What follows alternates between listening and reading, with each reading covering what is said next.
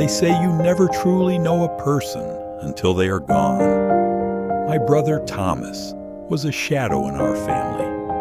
While I chased corporate ladders and expensive suits, Thomas lived on the fringes of society. He was the man you'd avoid eye contact with at the subway station, wearing a tattered coat, his shoes worn down to the soles, living on the kindness of strangers.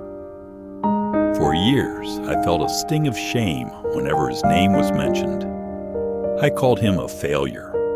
I called him a lost soul. But 3 days after his quiet funeral, I stood in his small, damp-rented room surrounded by cardboard boxes. I expected to find nothing but rags. Instead, at the very bottom of a rusted trunk, I found a leather-bound diary and a single bank statement. My heart stopped. The balance at the bottom read, $10 million.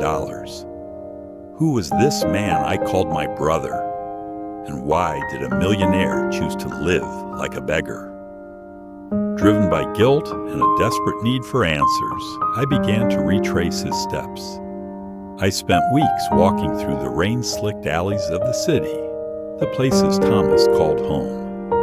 I met a woman named Sarah, a widow who ran a struggling soup kitchen. When I showed her Thomas's picture, her eyes filled with tears. "He saved us," she whispered. Every month, an anonymous check would arrive. It kept our doors open. He never wanted credit.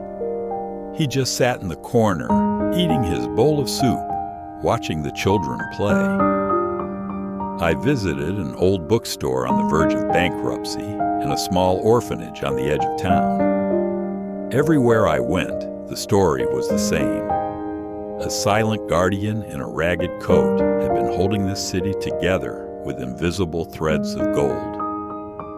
As I read through his diary, the sun setting behind the Ghibli-esque hills of our childhood home, the truth finally emerged. 15 years ago, Thomas was a titan of industry. He had the world at his feet, but a tragic accident, one he blamed on his own greed, changed him. He realized that wealth was a barrier between him and humanity. He wrote in his final entry, "To give and be thanked is an exchange. To give and remain unknown is a blessing."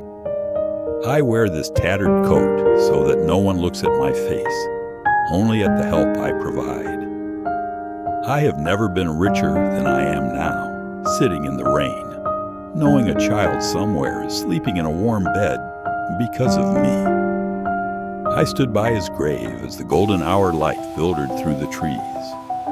I looked at my own expensive watch and felt a sudden, profound emptiness. Thomas wasn't the failure.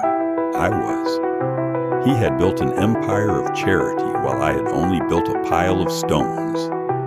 He lived as a homeless man not because he had nothing, but because he chose to have everything that actually mattered. His legacy wasn't the $10 million left in that account. It was the thousands of lives he touched without ever whispering his name. So, the next time you pass a stranger in a worn-out coat, don't look away. You might be walking past a king in disguise. My brother died a beggar in the eyes of the world, but he remains the richest man I have ever known. This is the story of Thomas, the millionaire who found himself